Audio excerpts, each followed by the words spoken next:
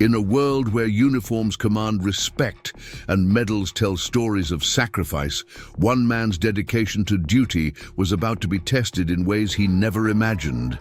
This is the story of how a royal guard's compassion changed a forgotten hero's life and touched millions of hearts around the world. The morning sun painted Windsor Palace in hues of amber and gold, its ancient stones standing sentinel over centuries of history. Tourists gathered eagerly at Victoria Square, their cameras poised to capture the legendary changing of the guard. The crisp December air carried whispers of excitement as visitors from around the world huddled together, their breath visible in the winter chill. Through the ornate Queen's Gate, the palace grounds stretched vast and immaculate. Pristine gardens, though dormant in winter's embrace, still maintained their regal bearing. The guards stood like living statues, their red uniforms and bearskin, caps cutting sharp silhouettes against the palace's weathered walls. The palace had always been more than just a tourist attraction. It represented tradition, duty, and unwavering service, values that ran deeper than the ancient foundations beneath its walls. On this particular morning, these values would be tested in an unexpected way. Street vendors were setting up their carts along the perimeter, the scent of fresh coffee and pastries mixing with the cold morning air. Local workers hurried past, their routine morning commute intersecting with the gathering crowds of tourists.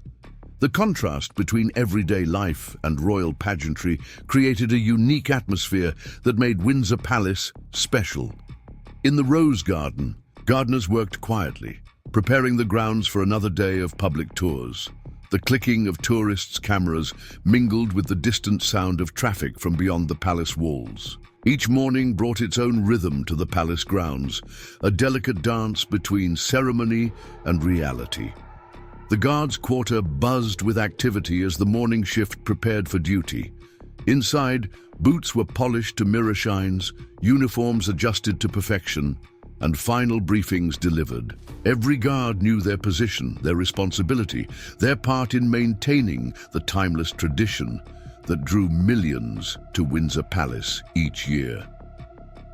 Near Central Park, the city was awakening to another busy day.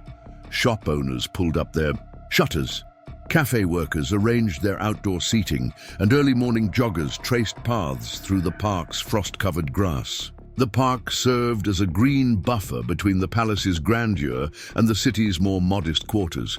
In St. James' district, the streets told a different story. Here, just blocks from the palace's opulent gates, reality wore a harder face. Early, morning workers stepped carefully around huddled figures in doorways, some turning their heads away, others dropping spare change with mumbled words of kindness. Among these shadows of society, one man's story was about to intersect with the palace's pristine world in an extraordinary way. At Hope Veterans Shelter, volunteers were already preparing for another day of service. The shelter's worn brick facade and steamy windows stood in stark contrast to the palace's grandeur, yet both buildings served those who had given service to their country, one in present glory, the other in quiet dignity. This morning would mark the beginning of a story that would capture hearts worldwide, proving that sometimes the most meaningful acts of service happen far from the spotlight. As tourists gathered and guards took their posts, no one could have predicted how a single act of compassion would bridge these two worlds. The palace clock struck 8, its deep tones rolling across Victoria Square. Another day of ceremony and tradition was beginning, but today would be different. Today, duty would mean more than standing at attention. Today, a guard would prove that true service knows no boundaries. Michael Anderson adjusted his bearskin cap with practiced precision, his fingers tracing the familiar contours of the ceremonial headpiece. The mirror in the guard's quarter reflected back an image of perfection, every button gleaming, every crease razor-sharp, every detail of his uniform meeting the exacting standards expected of Windsor Palace's guardians. 28 years old and already in his 5th year of service, Mike had earned a reputation among his fellow guards for his keen attention to detail and unwavering dedication. His path to the palace guards hadn't been traditional. Before this, he'd served 2 tours overseas, experiences that had shaped his understanding of duty in ways the training manual could never capture. The morning briefing buzzed with the usual updates. Captain Emma Davidson's voice carried through the room, with characteristic authority, discussing the day's protocol and security considerations. Mike listened intently, though his mind occasionally drifted to the faces he'd seen on his walk to duty that morning. The number of homeless people in the St. James district seemed to be growing, a sharp contrast to the opulence he guarded daily. Rachel Thompson, his fellow guard and closest friend within the unit, caught his eye across the briefing room. She knew that distant look in his expression. It usually meant he was wrestling with something beyond the palace walls. "Everything all right?" she mouthed silently. Mike nodded, though they both knew it wasn't entirely true. The truth was, Mike had always struggled with the ceremonial nature of his position. While he understood the importance of tradition and took pride in his role, part of him yearned to do more. His military background had ingrained in him a deep sense of active service, of tangible impact. Standing motionless while tourists snapped photos, sometimes felt at odds with his instinct to help those in need. Captain Davidson concluded the briefing, and the guards dispersed to their assigned posts.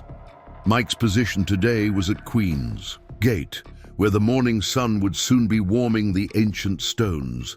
As he marched to his post, his polished boots clicking against the cobblestones, he reflected on how different this world was from his deployment days. The tourists were already gathering, their excited chatter and camera clicks creating a familiar morning soundtrack.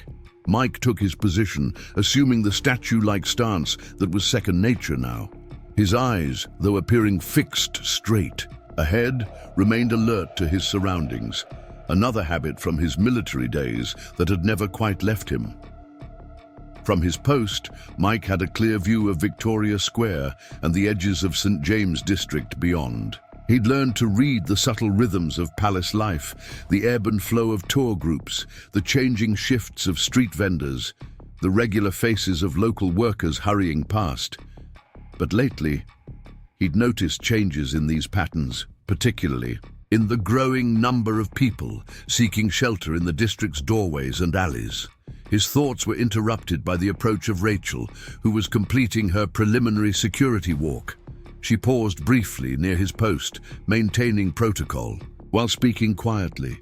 "That look in your eyes during briefing, you're thinking about them again, aren't you? The homeless veterans." Mike remained motionless, as protocol demanded, but his voice carried barely above a whisper. "Can't help it. Saw 3 more this morning. One of them was wearing a service medal under his coat." Rachel nodded imperceptibly before continuing her patrol, understanding the weight behind his words. The morning progressed with its usual ceremony. Mike executed each required movement with precision, the quarter turns, the sharp rifle adjustments, the ceremonial march. Yet his awareness of the world beyond the palace gates remained acute, his military training maintaining a constant scan of his surroundings, even while appearing perfectly still. Around mid-morning, a group of schoolchildren gathered near his post, their teacher explaining the significance of the palace guards. Mike maintained his stoic expression as one bold child waved enthusiastically, trying to provoke a reaction. These moments always reminded him of his younger sister, now a teacher herself, who had once asked him why he chose this path after leaving the military. The answer was complex.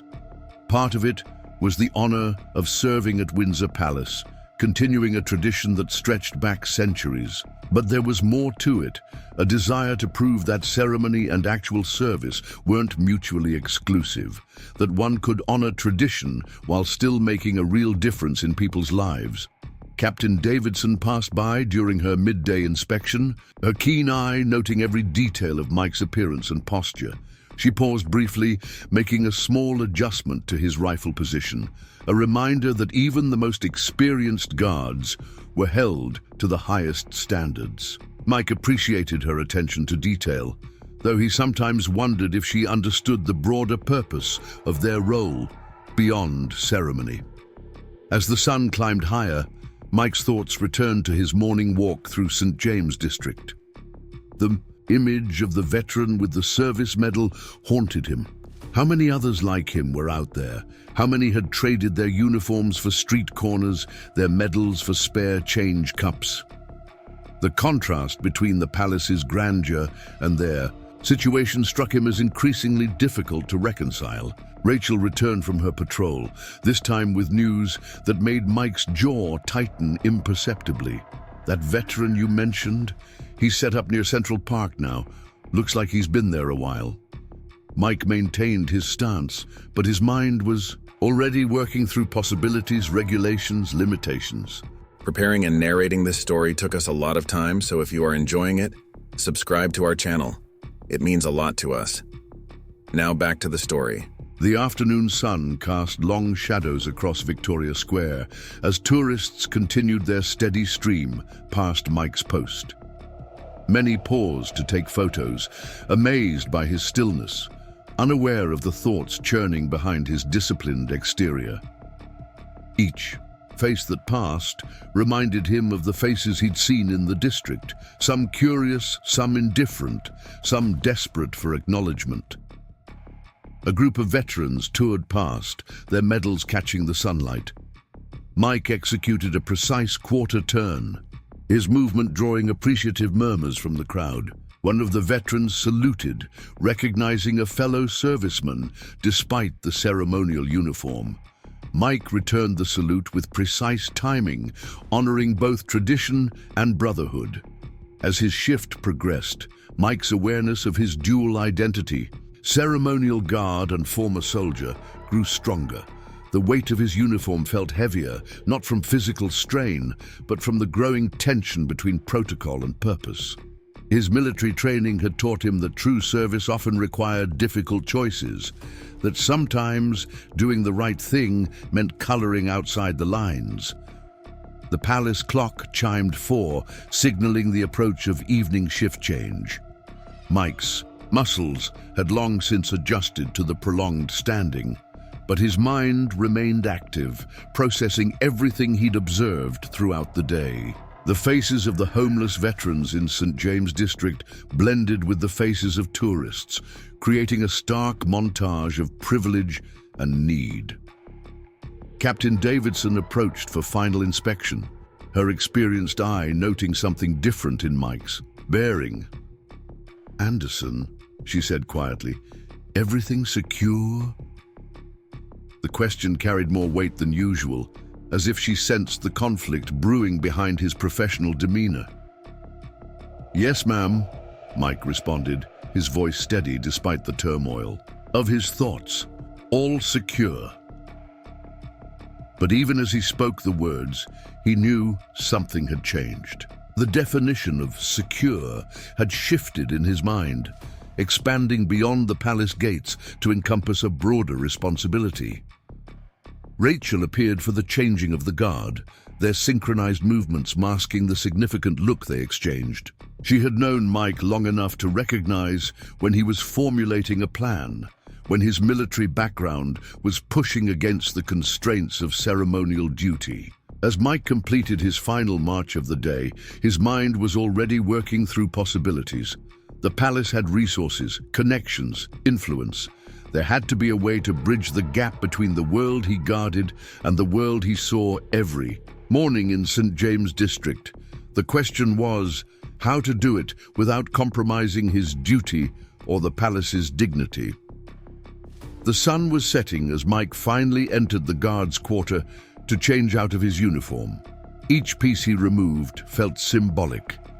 The bearskin cap that commanded respect, the red tunic that drew tourists' eyes, the polished boots that marked his measured steps. Beneath it all, he was still a soldier, trained to identify problems and find solutions, Tomorrow would bring another day of ceremony, another shift of standing guard while tourists snapped photos.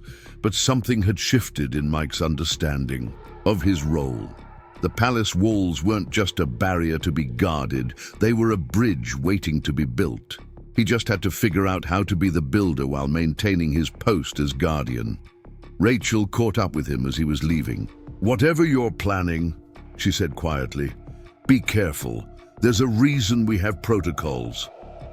Mike nodded, appreciating her concern while knowing it wouldn't deter him. Sometimes he believed the greatest service to tradition was finding new ways to honor its core values. The evening air was cooling as Mike walked home through St. James District. He passed the spots where he'd seen the homeless veterans that morning, now empty as they sought nighttime shelter.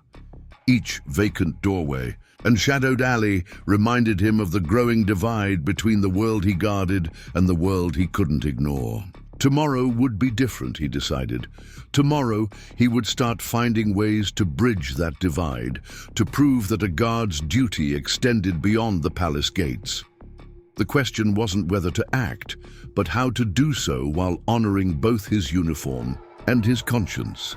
As the last rays of sunlight faded from Windsor Palace's ancient stones, Mike Anderson had already begun formulating his plan. His military training had taught him that every problem had a solution. It was just a matter of finding the right approach. The palace guard uniform he would don tomorrow morning might be ceremonial, but the duty it represented was very real, and it was time to expand its definition.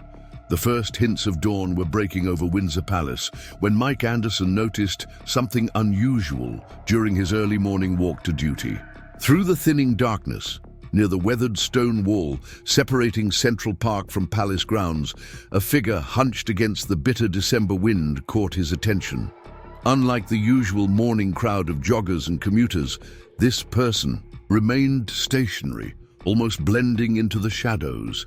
As Mike drew closer, details emerged that made his trained eye linger. The man's bearing, despite his hunched posture, carried a military rigidity that no amount of hardship could fully erase. A worn backpack lay beside him, its camouflage pattern faded but unmistakable, standard issue from about 15 years ago. But what truly caught Mike's attention was the glint of metal partially visible beneath the man's threadbare jacket. The morning light strengthened, revealing more of the scene. The man's face, weathered by time and elements, bore the quiet dignity Mike had seen countless times in veterans who'd served in difficult posts.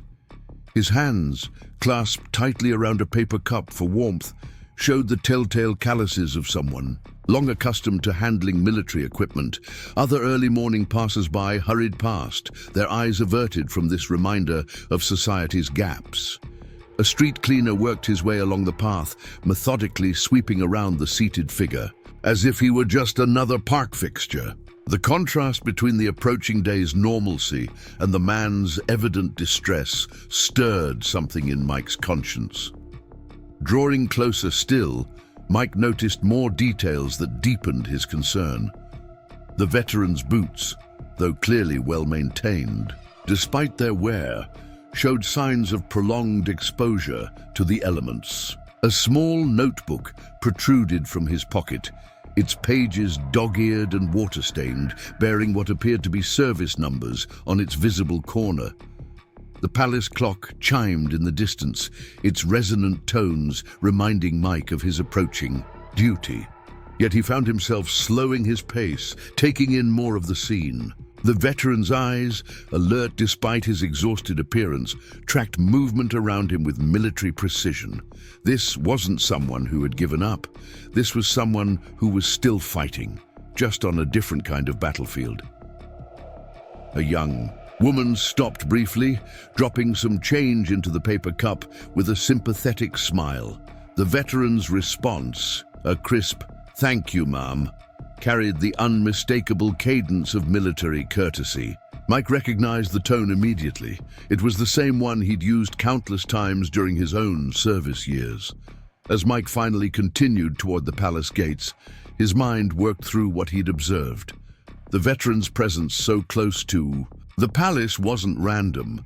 Many homeless veterans gravitated toward military and ceremonial sites, drawn perhaps by some connection to their past service. But this man's bearing, his maintained discipline despite obvious hardship, suggested someone who hadn't been on the streets long.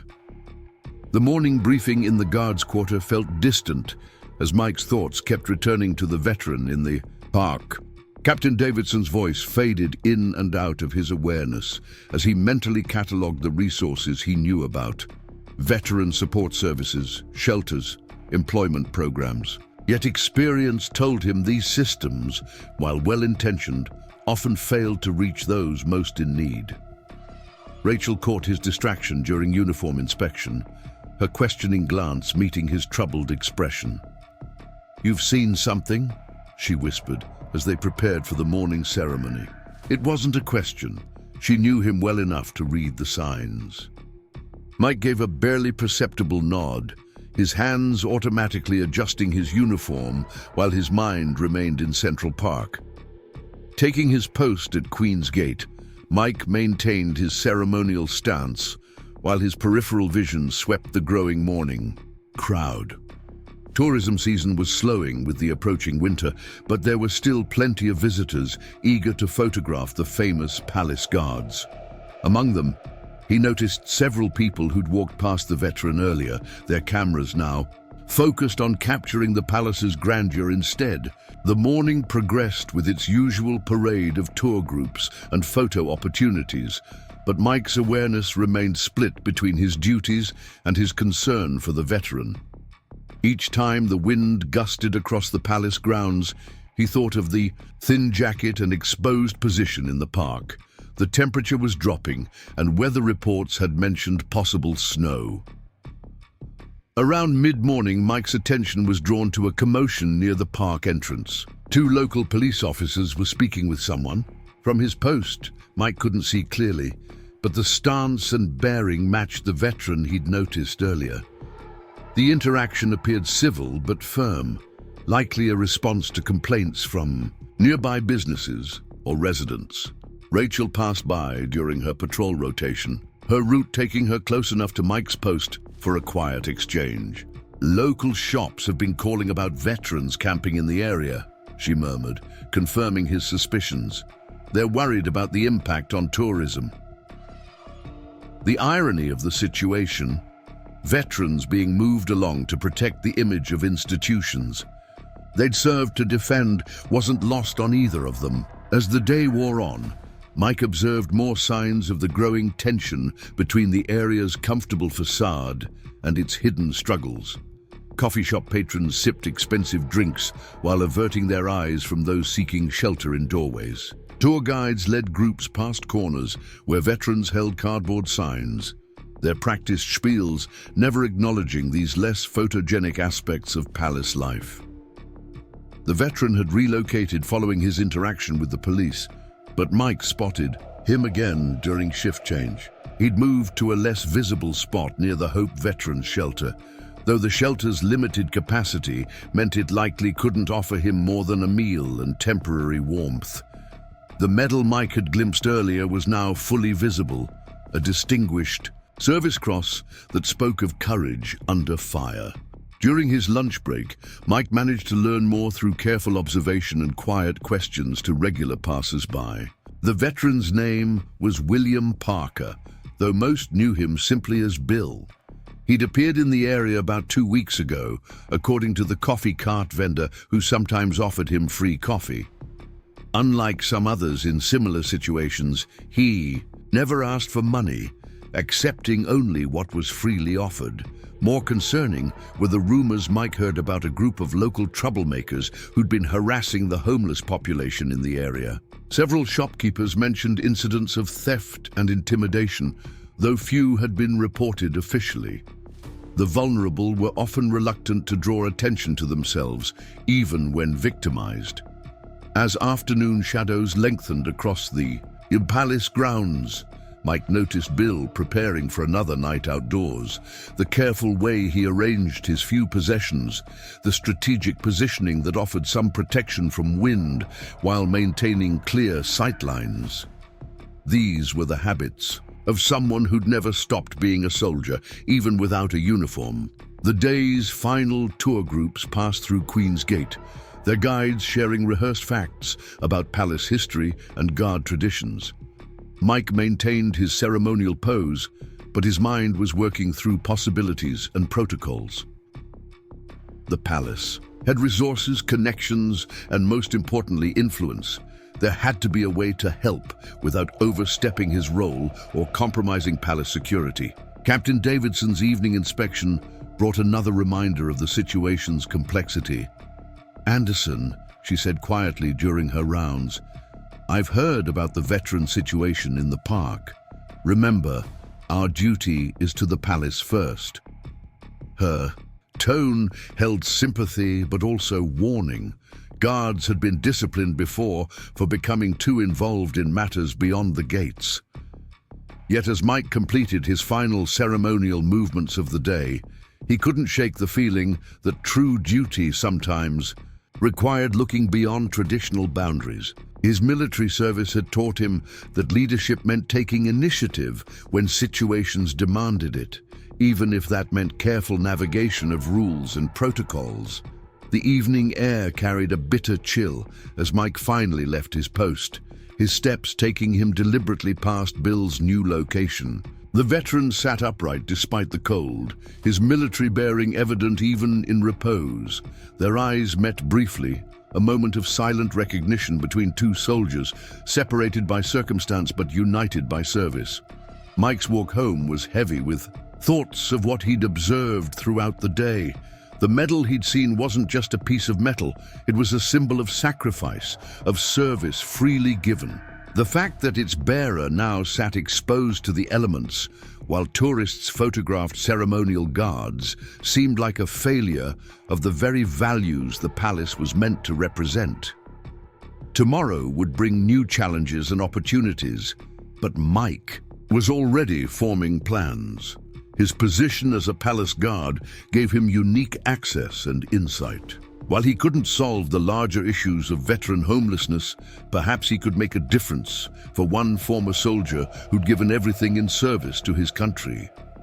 The palace lights began to illuminate as darkness fell, their warm glow a sharp contrast to the cold corners where Bill and others would spend the night. Mike's duty was indeed to the palace first, but perhaps serving the palace meant more than just standing guard. Perhaps it meant finding ways to honor the values it represented, even beyond its gates. The morning temperature had plummeted overnight, leaving a thin layer of frost across Victoria Square. Mike arrived earlier than usual, his route deliberately, taking him past Bill's spot near Hope Veterans Shelter. The pre-dawn darkness shrouded most details, but Mike's trained eye caught the slight tremor in Bill's shoulders as he huddled against the biting wind. Several other early morning workers paused briefly near Bill, their breath visible in the cold air as they dropped coins or whispered words of encouragement. A young baker's assistant left a paper bag containing what smelled like fresh pastries, her kind gesture somewhat diminished by her obvious discomfort and haste to move along. Mike noticed other changes that troubled him. Bill's usually neat appearance showed signs of strain. His clothes seemed dampened by the overnight frost, and his movements were stiffer than before. The Distinguished Service Cross still gleamed against his worn jacket, but now it seemed to mock the contrast between past honor and present circumstances. Inside the guards' quarter, the morning briefing carried an additional note of tension. Captain Davidson addressed the assembled guards with particular emphasis on maintaining order around palace grounds. "We've received increasing complaints about the homeless presence in the area," she announced, her tone carefully neutral. "Local authorities will be conducting more frequent patrols." Rachel caught Mike's eye during the briefing, both of them understanding the implications. More patrols meant more pressure on people like Bill to move along, despite having nowhere else to go. The approaching winter weather made this prospect particularly concerning. Taking his post at Queen's Gate, Mike maintained his ceremonial stance while his mind worked through various scenarios. His military training had taught him to analyze situations from multiple angles, to identify both problems and potential solutions. The difficulty lay in finding a way to help without compromising his duties or the palace's security protocols. Throughout the morning, Mike observed a series of subtle but troubling interactions. A group of young men, clearly not tourists, passed by Bill several times, their manner becoming increasingly confrontational with each pass.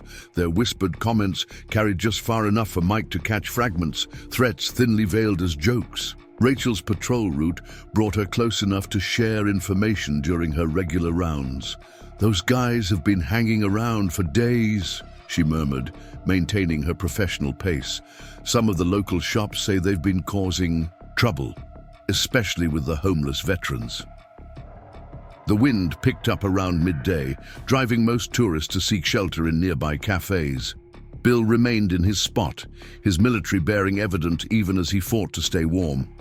Mike noticed him, checking his surroundings with increased frequency, a soldier's instinct for threat assessment clearly still sharp, despite his circumstances. A palace tour guide led a group past Queen's Gate, her rehearsed speech touching on the guard's role in protecting royal tradition.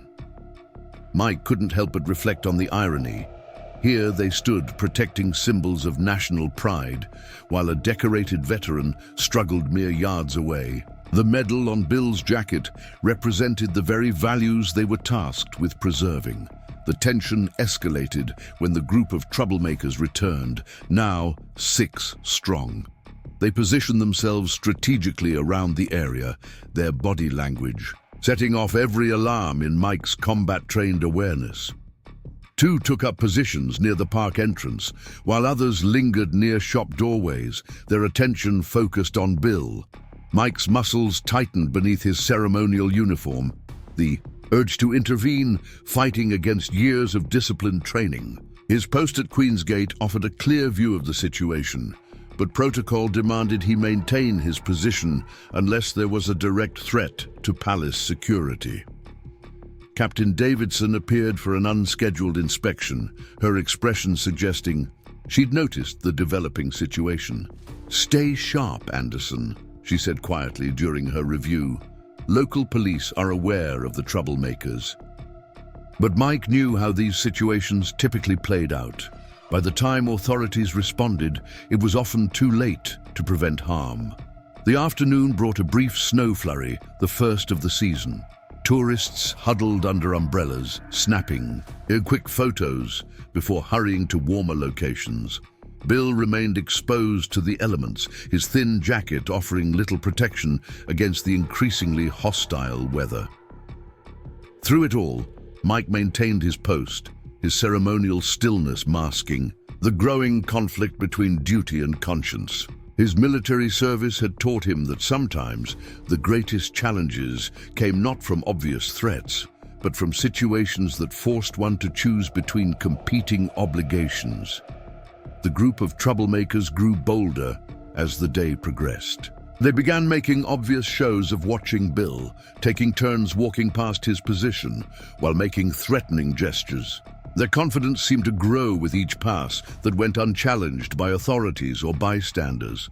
Rachel's afternoon patrol brought more concerning news.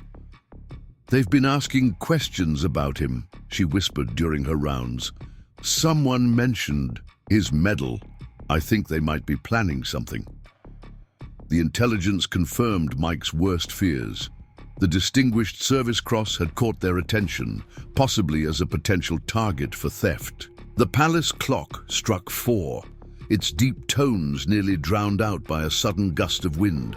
Mike watched as Bill carefully gathered his few possessions, preparing to seek shelter for the night. The troublemakers' attention sharpened, their positions shifting subtly to maintain sightlines as Bill moved. A street vendor packing up his cart caught Mike's eye, his expression conveying silent concern about the situation. The vendor had been offering Bill free coffee throughout the day, one of the few people who'd shown consistent kindness. Now he too seemed worried about what might happen once darkness fell. Captain Davidson's final inspection of the day carried an added weight of concern. "Anderson," she said, her voice barely audible, "whatever happens, remember your primary duty." But which duty, Mike wondered? The one to the palace, or the broader duty to protect those who'd served? The early winter sunset cast long shadows across Victoria Square, creating dark corners perfect for ambush. Bill had moved to what he likely thought was a safer position near the Hope Veterans Shelter, but Mike could see the troublemakers adjusting their positions accordingly.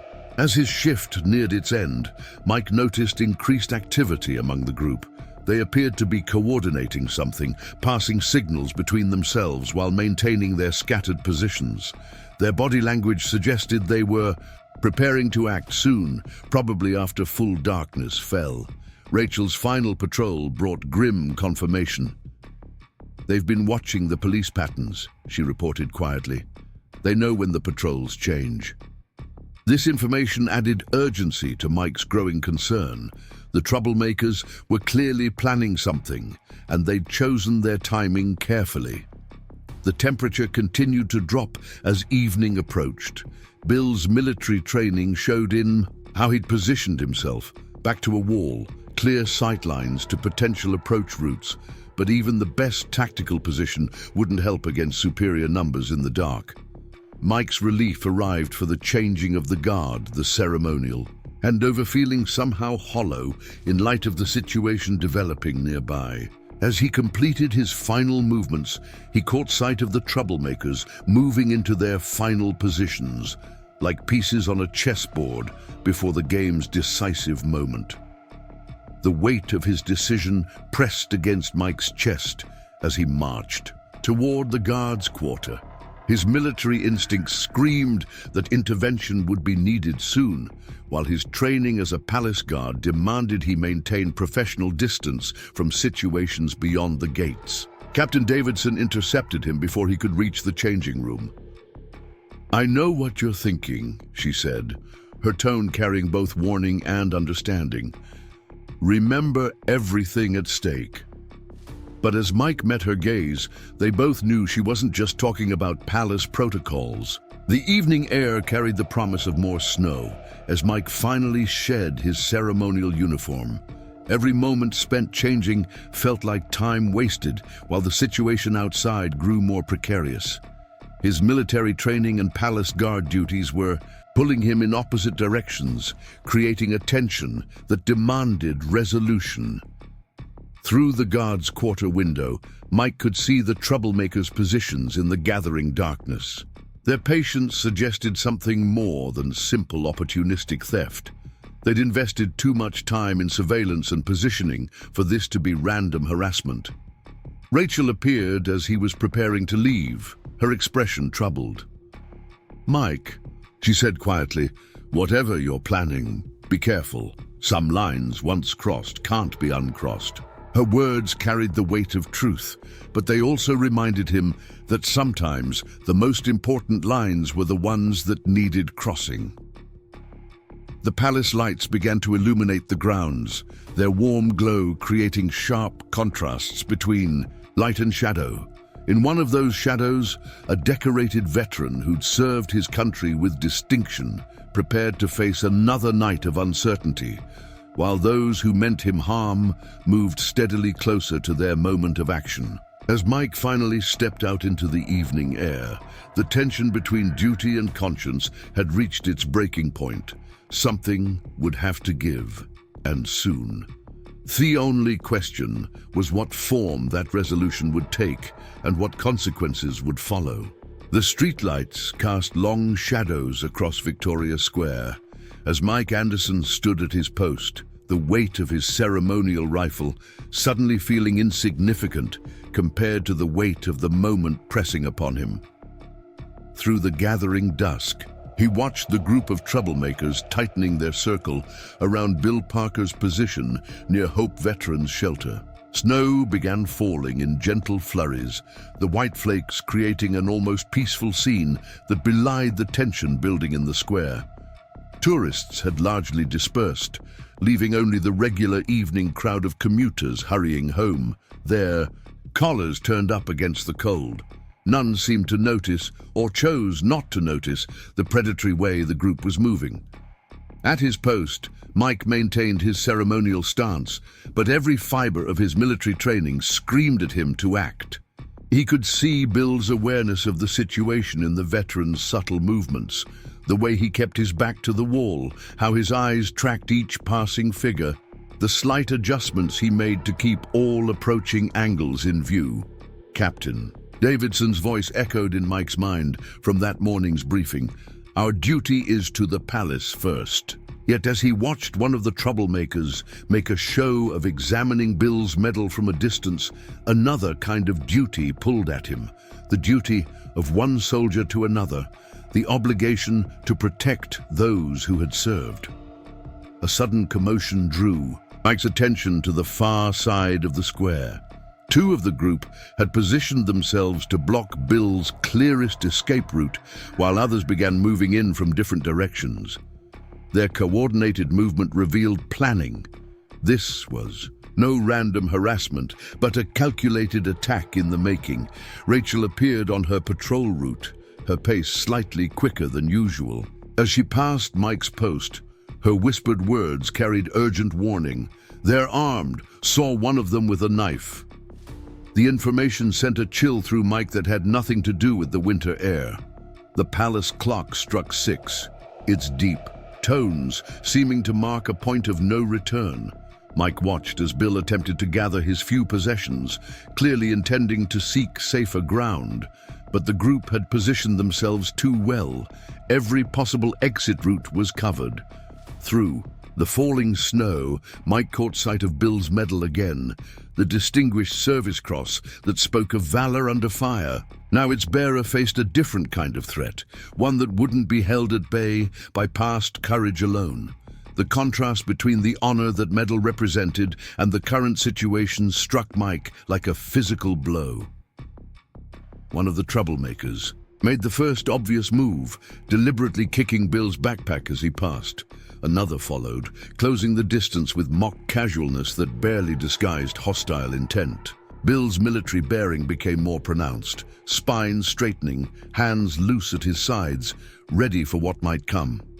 Mike's grip tightened on his ceremonial rifle, the protocol that kept him rooted to his post, feeling increasingly like a betrayal of everything his own military service had taught him. From the corner of his eye, he could see Rachel completing her patrol circuit, her own concern evident in the tension of her movements. The group's leader, a tall figure in a dark jacket, stepped forward with false friendliness. "Nice medal you got there, old-timer." His voice carried across the square, the threatening undertone clear even at a distance. Bill's response was dignified but firm. "Please move along, son. I don't want any trouble." Captain Davidson emerged from the guards' quarter, her experienced eye taking in the situation. She paused briefly near Mike's post, her presence both a reminder of duty and a test of his resolve. "Anderson," she said quietly, "whatever you're thinking." She left the warning unfinished, but its meaning was clear.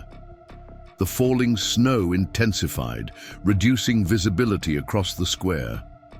Mike could see Bill's increasing disadvantage. The weather would mask the group's movements while limiting his ability to track multiple threats. The veteran's military training showed in how he tried to maintain sight lines, but the odds were mounting against him. A sharp laugh cut through the evening air as one of the troublemakers made a grab for Bill's medal. The veteran deflected the attempt with surprising agility, but the move forced him to step away from the wall, breaking his defensive position.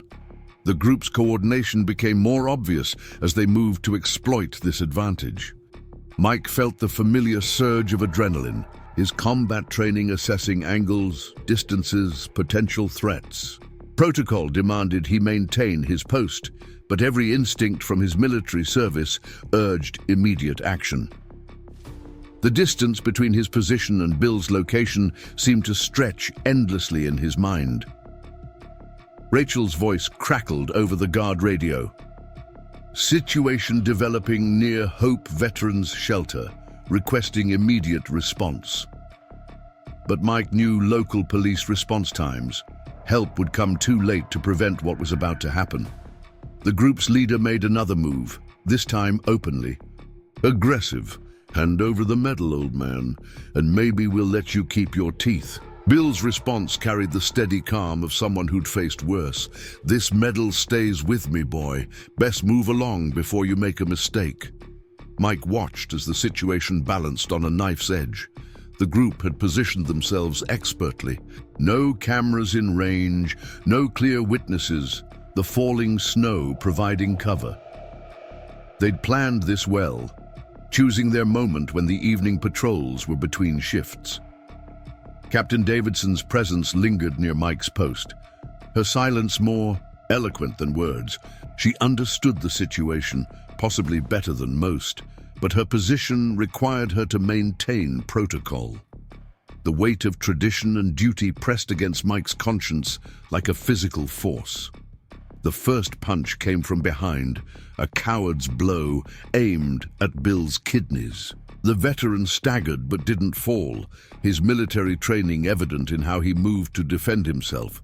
But he was surrounded, outnumbered, and despite his training, age and exposure to the elements had taken their toll. Mike's decision crystallized in that moment, not as a conscious choice, but as an inevitability, like a river finally breaking through a dam. His ceremonial rifle shifted slightly, the movement almost imperceptible, but drawing a sharp breath from Captain Davidson. "Anderson," she said, her voice barely audible, "you understand what this means." It wasn't really a question. Mike gave a slight nod, his eyes never leaving the scene unfolding across the square. Some lines, once crossed, could never be uncrossed. But sometimes that was exactly what duty required. The group closed in on Bill, their intentions now openly hostile. The veteran stood his ground, dignity intact, even in the face of overwhelming odds. His hand touched his medal briefly, not to protect it, Mike realized, but as a reminder of what it represented. Time seemed to slow as Mike made his choice. The palace gate stood sentinel behind him, centuries of tradition and protocol demanding he maintain his post. Before him, a decorated veteran faced assault by those who had no concept of service or sacrifice. The distance between these two realities suddenly seemed both vast and non-existent. Rachel's voice came again over the radio, urgency now evident. Multiple assailants, potential weapons involved, situation critical. The official response would come too late. Everyone knew it. The only question was who would act first. Captain Davidson stepped closer, her voice carrying a mix of warning and understanding. "Once you make this choice, there's no going back." Mike nodded, the gesture almost imperceptible. Some choices, he realized, were made long before the moment of action, made by character, by training, by an understanding of what duty really meant. The group's leader moved forward, a metallic glint in his hand confirming Rachel's warning about weapons. Bill saw it too, his posture shifting subtly into a defensive stance. But even the best training couldn't overcome the disadvantages of age, cold, and numbers. Mike's military training took over, assessing the situation with combat-honed precision. 7 attackers, one likely armed with a knife, others potentially carrying weapons. Civilian target with military training, but physically compromised. Multiple. Escape routes blocked. Time to police response. Too long. The first blow landed, driving Bill to one knee. The veteran's reflexes, still sharp despite everything, allowed him to deflect the worst of it. But Mike could see the second attacker moving in, the group working with practiced coordination to overwhelm their target. In that moment, everything became crystal clear. The ceremonial uniform he wore, the post he held, the traditions he upheld. None of these things existed in isolation. They were symbols of something larger, something that the medal on Bill's jacket also represented: the duty to protect, to serve, to stand against injustice. Captain Davidson's presence faded into the background as Mike made his final decision. The consequences would come: discipline, review, possible dismissal from his position. But some things mattered more than career or protocol. Some duties transcended the boundaries of gates and regulations. The group moved in for what they clearly intended to be their final assault. Bill struggled to his feet, determination evident in every line of his body. The medal on his jacket caught the lamplight, a reminder of courage under fire that demanded an answer from those who understood its meaning. Mike's decision crystallized into action. His ceremonial rifle lowered slightly, his posture shifting from parade rest to ready stance. The movement was subtle, but to experienced eyes like Captain Davidson's, it spoke volumes about what would happen next. The evening snow continued to fall, nature's curtain drawing across what would follow. But in that moment before action, everything hung suspended: duty and protocol, service and sacrifice, the weight of tradition against the demands of conscience. Mike Anderson, palace guard and former soldier, made his choice. The consequences would come later, but for now, there was only the clarity of purpose that came with knowing beyond any doubt that he was about to do what was right. The snow-laden air crackled with tension as Mike Anderson's boots hit the cobblestones of Victoria Square. His ceremonial stride transformed into the purposeful movement of a combat veteran, each step precise and measured despite the urgency driving him forward. The group surrounding Bill hadn't noticed his approach, yet too focused on their intended victim. Through the curtain of falling snow, Mike caught Rachel's eye as she positioned herself strategically near the scene, her hand already on her radio to coordinate whatever response might follow. Captain Davidson remained at her post, her silence speaking volumes about the complexity of the situation unfolding before her. The group's leader raised his hand, the metallic glint of his weapon catching the lamplight. "Last chance, old-timer. Hand over that pretty medal, and maybe we'll let you walk away."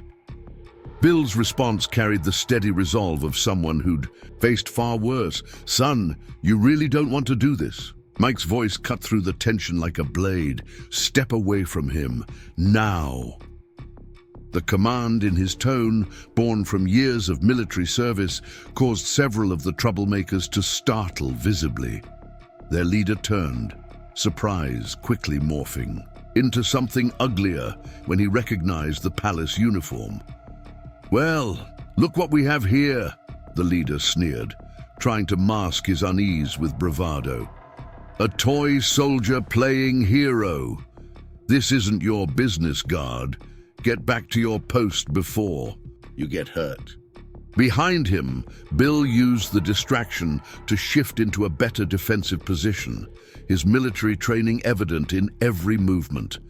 Mike continued his advance, each step deliberate and controlled. "I'm making it my business." His ceremonial rifle, though unloaded, still carried the weight of authority in his trained hands. "You have exactly 10 seconds to leave. After that, things get complicated." One of the group, younger than the others, seemed to waver. "Come on, mate, he's Palace. Guard, we don't need this kind of trouble." But the leader silenced him with a glare, his grip tightening on his concealed weapon. "He's 1, we're 7. You do the math, soldier boy." Rachel's voice carried across the square. "Police are 3 minutes out." It was both warning and strategy, letting the troublemakers know help was coming while buying precious time.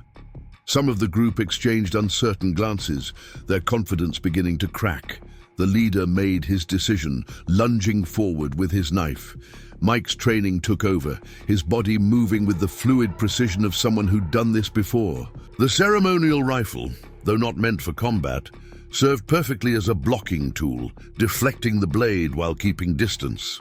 Two more of the group moved in, trying to flank Mike while their leader recovered his balance, but they hadn't counted on Bill's involvement.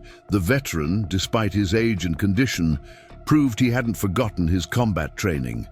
His cane became an effective weapon, sweeping one attacker's legs while he delivered a precise strike to another's solar plexus. Mike used the moment to close with the leader, his movements economical and practiced. A quick strike to the wrist sent the knife skittering across the cobblestones. The leader's face registered shock. He'd expected ceremonial pageantry, not combat efficiency. Rachel maintained her position, coordinating with approaching authorities while ensuring no one could flee the scene. Her presence helped contain the situation, forcing the group to cluster closer together as they realized their carefully planned attack was unraveling. Captain Davidson's voice carried across the square. The palace is now in lockdown. All civilians clear the area immediately. The announcement added official weight to the situation, sending the few remaining bystanders hurrying for cover while security protocols engaged. The fight shifted as the group realized their advantage of numbers was slipping away. Three broke off, attempting to escape before police arrived. Rachel's positioning forced them back toward the center of the confrontation, where Mike and Bill now stood together, backing each other with military precision. "You have no idea what you've done," the leader spat, nursing his injured wrist. "This isn't over." Mike's response was calm, but carried absolute certainty. "Actually, it is. The only question is how many charges you face when this is done."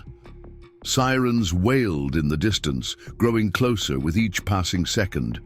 The group's coordination began to dissolve as reality set in. They'd planned for an easy target, an elderly veteran alone in the cold. Instead, they'd managed to trigger a palace security response and attract police attention. One of the younger members broke first, throwing up his hands in surrender. "I'm out. This wasn't supposed to go like this." Others followed his lead, their earlier bravado crumbling in the face of actual resistance and approaching authority. The leader made one last desperate move, trying to rush past Mike toward Bill. It was a mistake. Mike's response was immediate and decisive, a combination of moves that left the attacker face down on the frozen cobblestones, arms locked behind his back in a control hold that spoke of extensive training. Police vehicles pulled into the square, their lights painting the falling snow in alternating blue and red. Officers emerged with practiced efficiency, quickly securing the scene and detaining the group members who hadn't already surrendered. Rachel approached with medical personnel she'd called for Bill, but the veteran waved them off with a tired smile. "I'm all right. Nothing a warm cup of coffee won't fix." His eyes met Mike's, conveying understanding and gratitude that went beyond words. Captain Davidson strode across the square, her expression unreadable as she surveyed the scene. The weight of what had just occurred, a palace guard leaving his post to intervene in a civilian altercation, hung in the air between them. The group's leader, now in handcuffs, couldn't resist one final threat. "You'll regret this, guard. Both of you will." Mike's response was quiet, but carried clearly in the now silent square. "We already know about regret. The difference is we can live with ours." Police officers began taking statements, documenting the scene with professional thoroughness. The Distinguished Service Cross on Bill's jacket caught the light as he described the events. The medal that had attracted unwanted attention now serving as a silent witness to another kind of courage. Rachel coordinated with palace security to manage the perimeter, ensuring the incident wouldn't escalate further. Her efficiency helped maintain order while protecting both the palace's dignity and the privacy of those involved. Emergency services arrived to check everyone for injuries. The group's members, now separated and secured, seemed smaller somehow, their earlier menace reduced to sullen silence in the face of consequences. Captain Davidson pulled Mike aside, her voice low but intense. You understand this will require a full review. There are protocols for a reason. Mike nodded, standing at attention, despite the adrenaline still coursing through his system. Yes, ma'am, I understand completely. Snow continued to fall, softening the edges of the scene. Palace guards moved with quiet efficiency to restore normal security patterns, while police processed the detained troublemakers.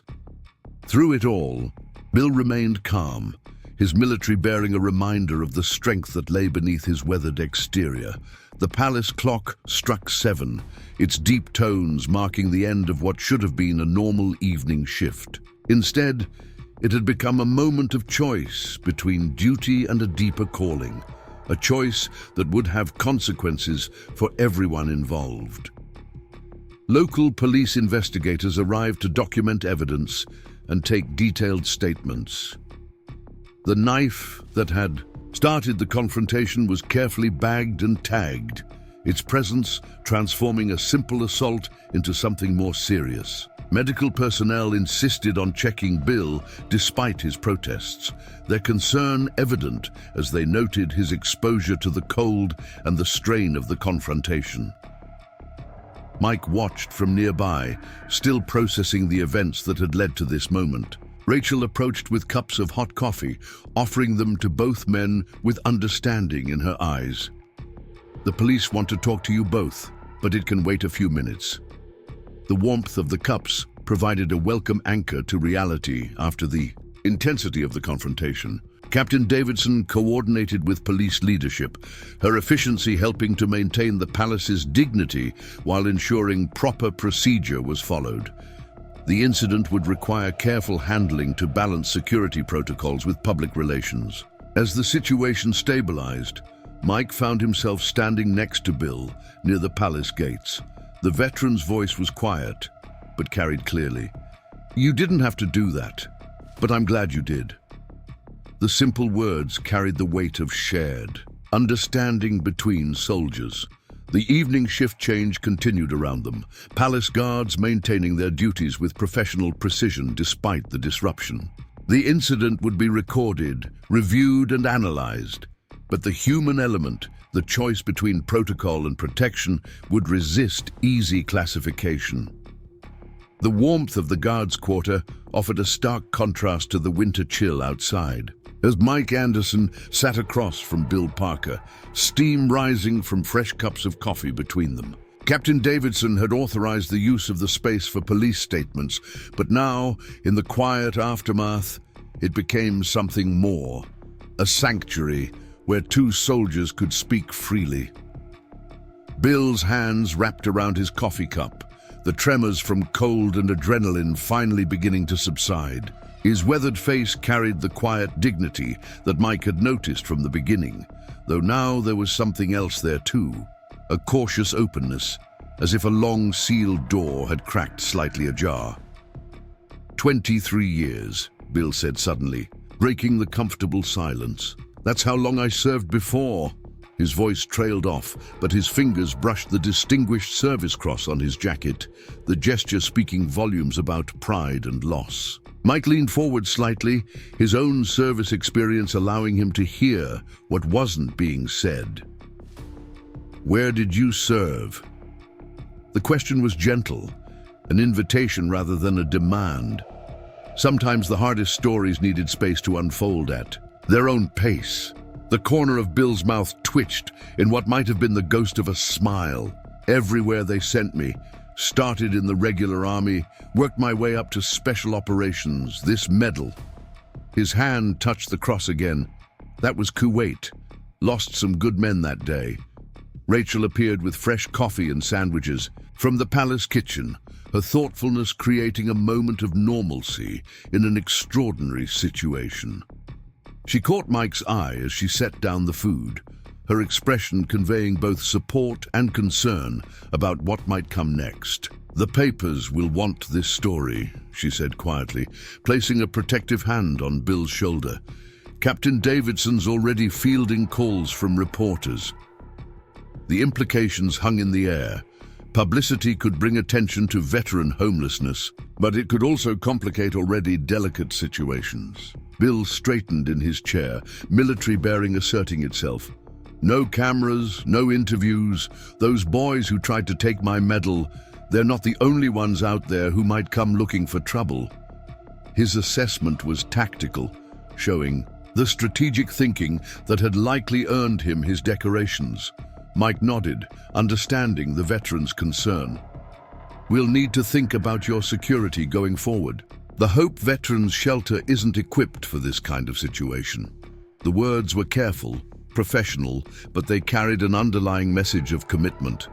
The palace clock chimed 8, its deep tones penetrating even the thick walls of the guards' quarter.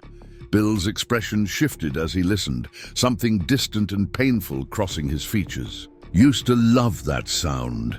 Reminded me of order, tradition. Now it just marks another hour trying to stay warm. Captain Davidson entered quietly, carrying a folder that she placed on the table without comment. Her presence added official weight to the conversation, but her expression held something more personal than professional concern. Mr. Parker, we've been reviewing your service record. Bill's posture stiffened slightly, decades of military discipline responding automatically to authority. Not much to review anymore, ma'am. That life's behind me now. But his hands strayed to his medal again, betraying the connection he still felt to his years of service. Mike watched the interaction carefully, noting how Captain Davidson's official manner softened almost imperceptibly. Your record is exemplary, Mr. Parker, the sort of service history that deserves better than a street corner in winter. Her words carried genuine respect rather than pity. Rachel returned with more coffee and an update from outside. The media's gathering at the gates, words getting out about what happened. She hesitated, then added, they're calling it The Guard Who Chose Honor Over Protocol. The title made Mike uncomfortable. Duty shouldn't need dramatic labels. Bill's response surprised them all with its quiet wisdom. Protocol exists for a reason, but so does honor. Sometimes they meet in unexpected ways. His eyes met Mike's, sharing understanding that went beyond words. Like two old soldiers on a snowy evening. Captain Davidson opened the folder she'd brought, revealing documents that caught the fluorescent light. We have some options to discuss, Mr. Parker. The palace maintains relationships with several veterans organizations. There might be ways to help that don't involve publicity. The conversation that followed was careful, measured, like soldiers planning a sensitive operation. Bill shared more of his story, the struggles after service, the system that seemed designed to lose track of its warriors, the slow slide from stability to survival. Mike recognized elements from other veterans he'd known, the common thread of warriors trying to find their place in a world that often forgot their sacrifice. As midnight approached, a different kind of understanding had formed in the guards' quarter. The official statements were complete, the immediate crisis handled, but something more important had emerged, a connection between soldiers that transcended rank, age, and circumstance. Bill finally stood, his movements showing both military precision and the wear of hard years. I should go. The shelter might still have space. His voice carried resignation, but Mike and Captain Davidson exchanged a quick glance that spoke volumes. That won't be necessary, Davidson said firmly. We have quarters available for distinguished visitors. I think a decorated veteran qualifies. The offer was both professional courtesy and human kindness, wrapped in the formal language of protocol. The night deepened outside the palace walls as arrangements were made. Rachel coordinated with security to ensure Bill's temporary quarters would be both comfortable and safe. The practical details of helping a homeless veteran navigate back to stability began to take shape. In the quiet moments between official decisions, Mike and Bill talked as soldiers do, about service, about duty, about the bonds that form in difficult moments. Their conversation wandered through shared experiences and different generations, finding common ground in the universal language of those who serve. Captain Davidson's presence shifted between official and personal, her own military background allowing her to understand the subtle dynamics at play. She made notes, issued quiet orders, and most importantly, listened as two soldiers from different eras found connection in shared values. The palace grounds settled into nighttime security patterns as the story of the evening's events began spreading through official channels. Tomorrow would bring new challenges, media inquiries, official reviews, the complex task of helping a veteran rebuild. But for now, there was just this moment of understanding between those who had chosen to serve.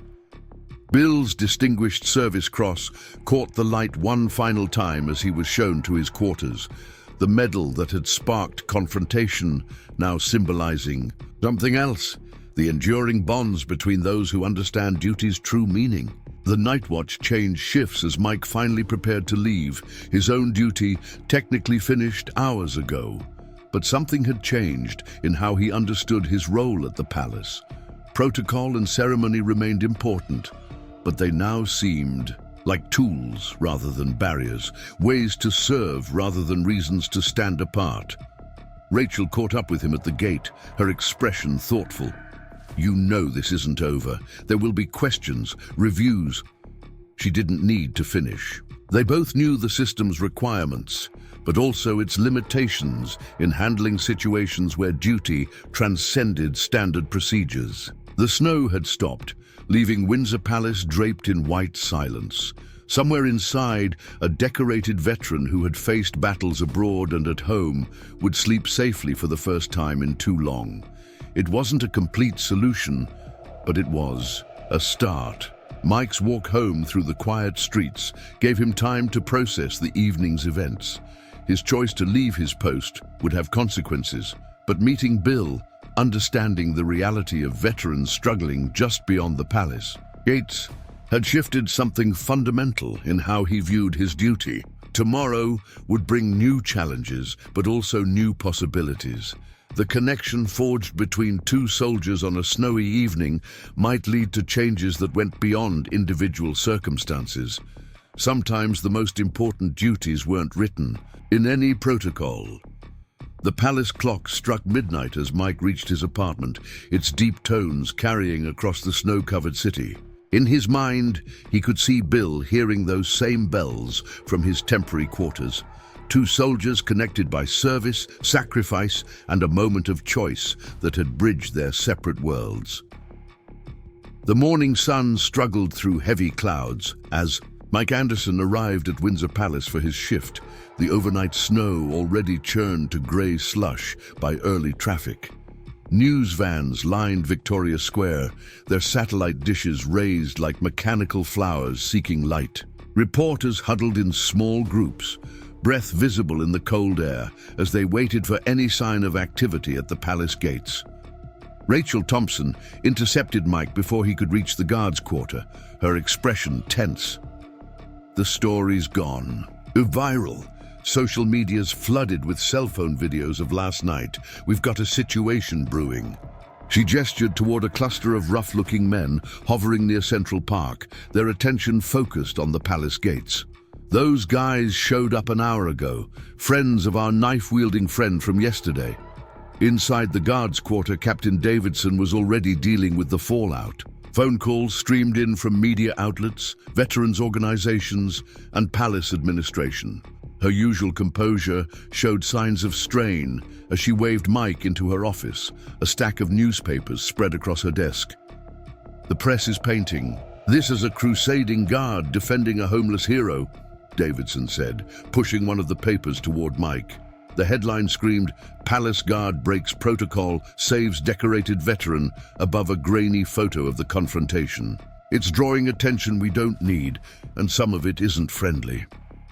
A knock at the door interrupted them. Rachel entered with a local police detective, his weathered face grave. "We've got intelligence about the group from last night," the detective said without preamble. They're part of a larger organization that's been targeting veterans, stealing medals and military memorabilia for collectors. Your intervention disrupted a significant operation. Mike's jaw tightened as the implications sank in. This wasn't just about one attempted theft. They'd stumbled onto something much bigger. The men watching from Central Park took on new significance. "Where's Bill now?" he asked, concern evident in his voice. "Secure in the visitors' quarters," Rachel answered, "but he's refusing to stay put. Says he won't hide while others might be in danger."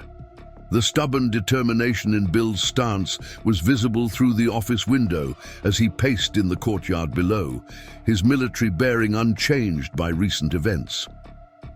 Captain Davidson's phone buzzed with another call. Her expression shifted as she listened, concern deepening into something more serious. They found 2 more veterans in the area who were attacked recently, medals stolen, but they were too afraid to report it. "This is bigger than we thought." The detective nodded grimly. "We've been tracking similar incidents across 3 counties. These aren't ordinary thieves. They're organized, well-funded. The medals go to private collectors who don't ask questions. Some of these decorations are worth thousands on the black market." Outside, the group near Central Park had grown larger, their presence more obvious. Several wore military-style clothing, a mockery of the service they exploited. Their message was clear. They weren't finished with Bill or his medal. Rachel's radio crackled with updates from Palace security. More suspicious individuals had been spotted around the perimeter, some filming the guard positions with professional-grade cameras. They were mapping security patterns, gathering intelligence. For something bigger, Bill's voice carried through the open window as he spoke with other guards in the courtyard, his tone carrying the authority of long experience. "They won't stop with me. Every veteran wearing medals is a potential target. We need to warn them, protect them." Mike moved to the window, watching the group near the park. Their confidence was telling. They weren't worried about police attention or palace security. Someone powerful was backing them, someone who could make problems disappear. Captain Davidson ended her phone call, her expression troubled. "Palace administration wants this handled quietly. They're concerned about public relations, the image of security being breached." She met Mike's gaze steadily.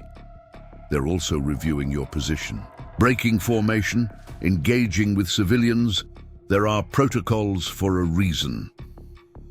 The detective spread photos across Davidson's desk.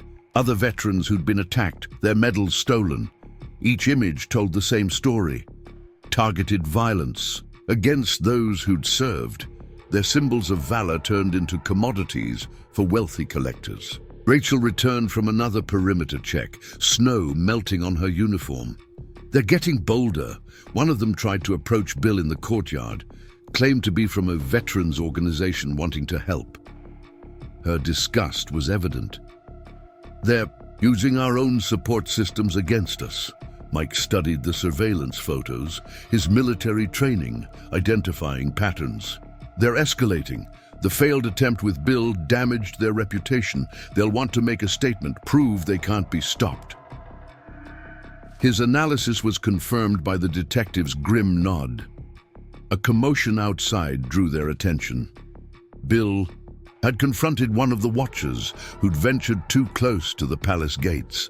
The exchange was heated but controlled, 2 military men recognizing each other's training.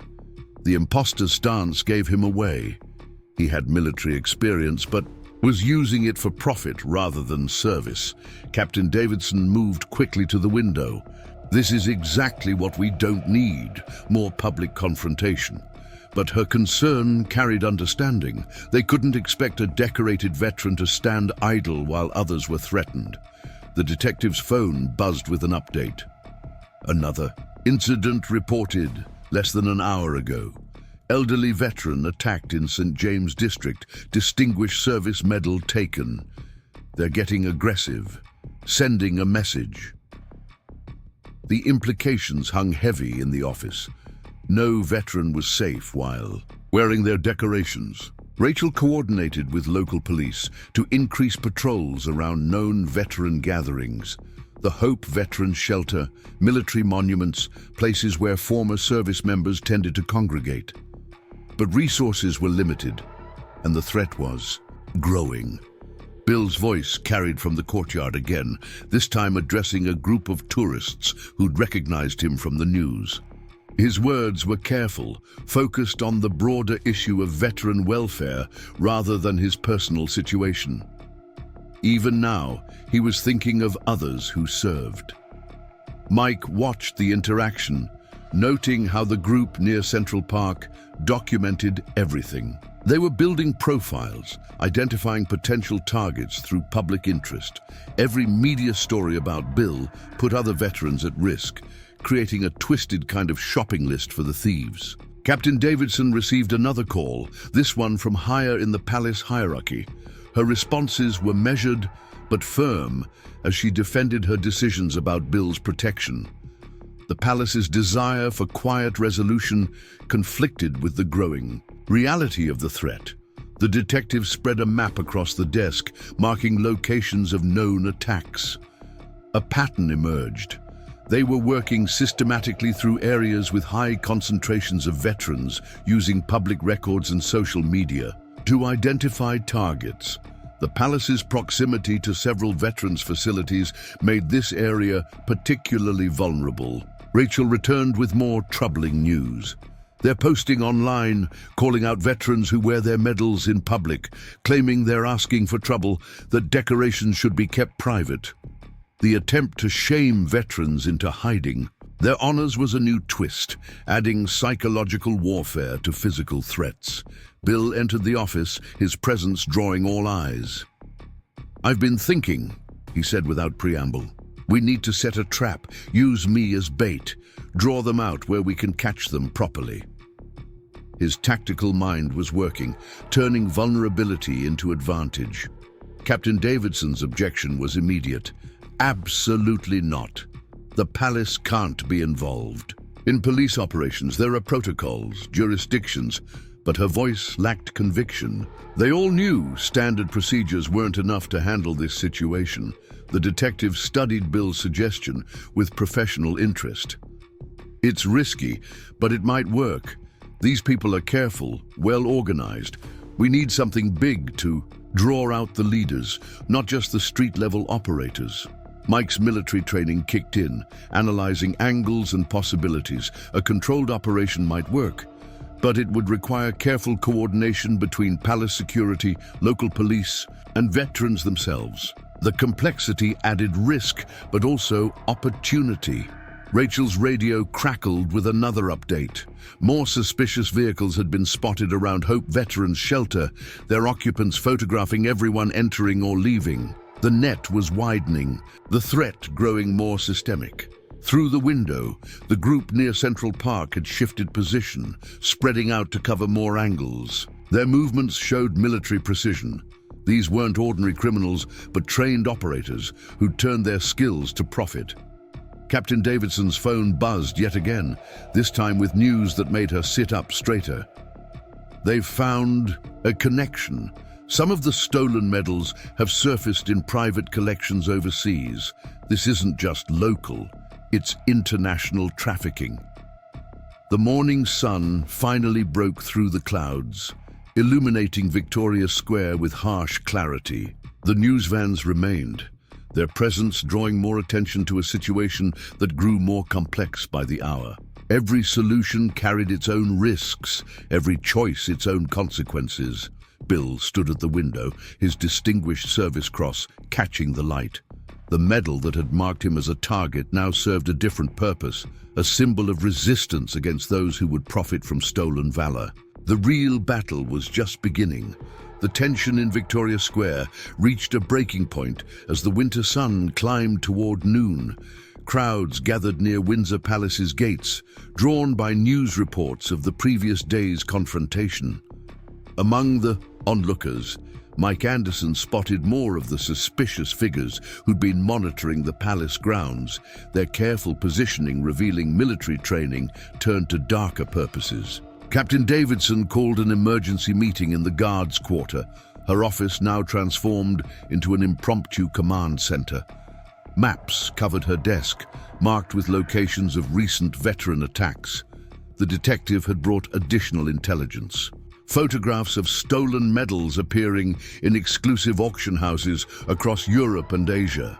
Bill Parker stood at the center of the room, his weathered face set with determination as he outlined his proposal. They're watching every move we make.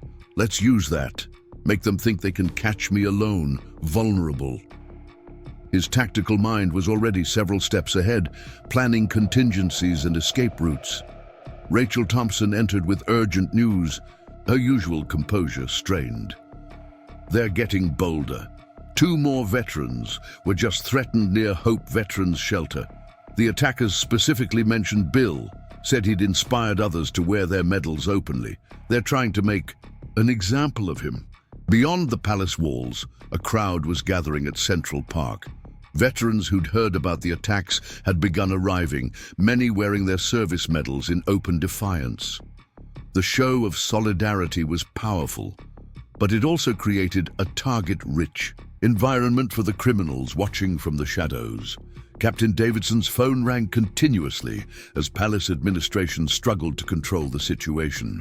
Media requests poured in, each seeking exclusive interviews with the guard who'd broken protocol to protect a homeless veteran.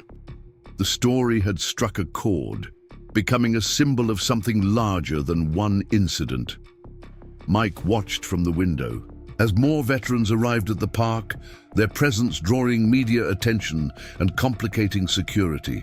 Among them, he recognized faces from Hope Veterans Shelter, men and women who'd served with honor, now standing together against those who would steal their symbols of sacrifice. The detective spread new intelligence across Davidson's desk, surveillance photos showing the network's leadership meeting in expensive hotels, negotiating prices for stolen medals with private collectors. The contrast between their luxury and their victims' circumstances made Mike's jaw tighten with controlled anger. Bill's voice cut through the tension in the office. They want a show, let's give them one, but on our terms. His military experience showed in how he analyzed the situation, identifying weaknesses in the enemy's position. They think they're watching us. Time to show them we've been watching them too. Outside, the group of veterans in Central Park had grown larger, their presence drawing more media attention. Cameras focused on their medals, unknowingly helping the criminals identify new targets. But something else was happening too. The veterans were organizing, forming informal security teams, watching each other's backs. Rachel coordinated with local police as the situation evolved, her voice steady as she reported new developments. The veterans are refusing to leave. They're calling it a protest against attacks on their community. Social media's picking up. The story, more are coming. Captain Davidson faced a difficult decision as the crowd grew. Palace security protocols weren't designed for this kind of situation, a peaceful demonstration that could turn dangerous at any moment. The criminals watching from the shadows added an element of unpredictability that standard procedures couldn't address. Mike's training assessed the tactical situation. The criminals would be forced to act soon. The growing media attention and public support for veterans threatened their entire operation, but their response could be devastating if not properly anticipated and contained. Bill moved through the crowd of veterans in Central Park, his distinguished service cross visible in the winter sun. Every step was calculated, drawing attention, while maintaining awareness of potential threats.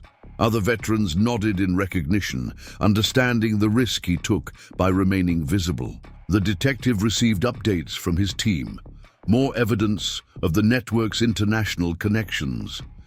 The stolen medals moved through sophisticated channels, each step making them harder to trace.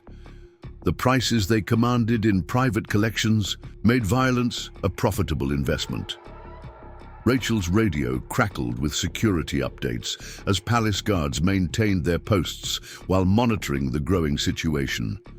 The normal tourist crowds had thinned, replaced by media representatives and concerned citizens drawn by the unfolding drama. Captain Davidson emerged from another call with palace administration, her expression grim. They want this resolved quickly, quietly, but there's no quiet way to handle this now. She looked at Bill, understanding in her eyes.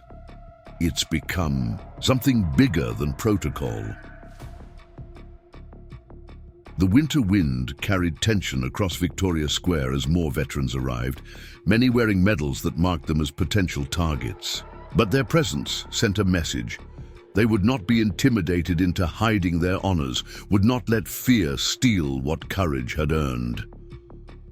Mike noticed movement among the watchers, subtle shifts in position, communication patterns suggesting preparation for action.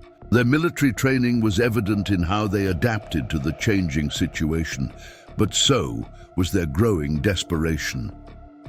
Bill gathered the veterans in Central Park, his voice carrying authority earned through years of service. They think these medals make us targets, but they forget what we did to earn them. The others nodded, understanding flowing between those who'd served. The detective organized his officers around the perimeter, coordinating with palace security to cover potential escape routes. But the criminals' military experience made them dangerous. They'd recognize standard police tactics and plan accordingly. Rachel reported more arrivals at Hope Veterans Shelter, former service members coming to support their community.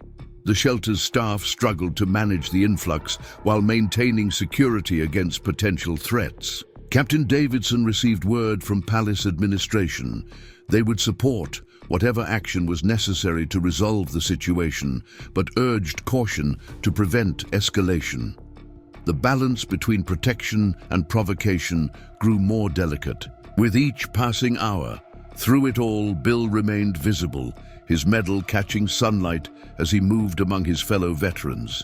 Every step challenged those who would prey on former soldiers, daring them to act while surrounded by those who understood the true value of military honors. Mike watched the watchers, noting how they tracked Bill's movements. Their frustration showed in subtle ways, tension in stance, quick communications, growing agitation as their target remained protected by a growing crowd of veterans. The detective's phone buzzed with news that made him straighten. They're moving, multiple vehicles approaching from different directions, professional drivers, coordinated movements. The network was launching a major operation, forcing confrontation. Rachel coordinated emergency response teams as the situation developed, her voice steady as she directed resources. Palace security merged with local police, creating a unified response to the approaching threat. Captain Davidson made her decision. Protocol balanced against protection. Secure the perimeter. No one enters or leaves without identification. And get those veterans inside the palace grounds. They'll be safer here. Bill's voice carried across Central Park as he addressed the gathered veterans. They want these medals? Let them come try to take them. Show them what it means to face real soldiers. The response was immediate. Former service members moving into defensive positions with practiced ease. Mike recognized the shift in atmosphere, the moment when preparation becomes action. The criminals would have to strike soon or lose their opportunity as security tightened around the palace grounds. Through the winter air, tension crackled like electricity before a storm. Medals glinted on veterans' chests, each one representing service and sacrifice, each one now a symbol of defiance against those who would turn honor into profit. The detectives' officers moved into position as surveillance reported more suspicious vehicles approaching. The network was committing significant resources, revealing the scale of their operation in their desperation to maintain control. Rachel's radio carried urgent updates as palace security tracked multiple threats converging on Victoria Square. The normal tourist day had transformed into something that demanded military precision and coordination. Captain Davidson directed resources from the guards quarter. Years of military and security experience focused on protecting those who'd already given so much in service to their country. Bill stood at the center of it all, his distinguished service cross a beacon that drew eyes from all sides. The medal that had marked him as a target now served as a rally point for those who refused to let fear steal their honors. The morning sun reached its peak as Windsor Palace prepared for confrontation. Protocol and ceremony gave way to practical. Security as guards and police coordinated their response to an approaching threat. Through it all, veterans continued to arrive, each one wearing medals that told stories of service and sacrifice. What had begun as one guard's choice to protect a homeless veteran had become something larger, a stand against those who would profit from stolen valor. Mike maintained his position, military training alert for the moment when watching would become action. The criminals had forced this confrontation, but they would find their targets were no longer isolated or vulnerable. The winter wind carried tension across Victoria Square as two forces prepared to meet, those who would steal honor for profit and those who had earned it through service and sacrifice. The true battle was about to begin. Victoria Square erupted into controlled chaos as the criminal network made their final move. 4 black vehicles converged on the palace grounds, their coordinated approach revealing military precision. But they found not vulnerable targets, but a united front of veterans, palace guards, and local police waiting for them. Bill Parker stood at the center of the gathered veterans, his distinguished service cross gleaming in the winter sun. Mike Anderson moved to his side, ceremonial uniform replaced by tactical gear, while Rachel Thompson coordinated security response from the palace perimeter. The confrontation unfolded with lightning speed. The criminals, realizing their trap had become a snare, attempted to retreat but found every escape route blocked. Captain Davidson's careful planning had turned their own military training against them, using their predictable tactics to outmaneuver them. Local police, led by the detective who'd been building the case, moved in with precision. The network's leaders, caught in their own operation, found themselves facing not just law enforcement, but dozens of combat veteran witnesses. Their sophisticated operation crumbled in minutes. As police secured the scene, evidence spilled from the vehicles, lists of targeted veterans, stolen medals destined for overseas collectors, detailed surveillance photos of military ceremonies. The scale of their operation, now exposed, would lead investigators across continents. Captain Davidson addressed the gathered crowd, her voice carrying authority and vindication. Today we witness true service, not just in medals worn, but in veterans standing together, protecting their own. The response was immediate. Applause from tourists, media, and fellow guards alike. Bill's story, which had begun in a cold corner of Hope Veterans Shelter, transformed into a catalyst for change. Palace administration, moved by public support, established a new veteran outreach program. The Guards Quarter, once focused solely on ceremony, now included veteran welfare in its mission. Mike faced his review board with confidence, knowing his choice to break protocol had revealed a greater truth about duty. His position as palace guard was not just retained, but elevated. He would help train others in balancing ceremony with service.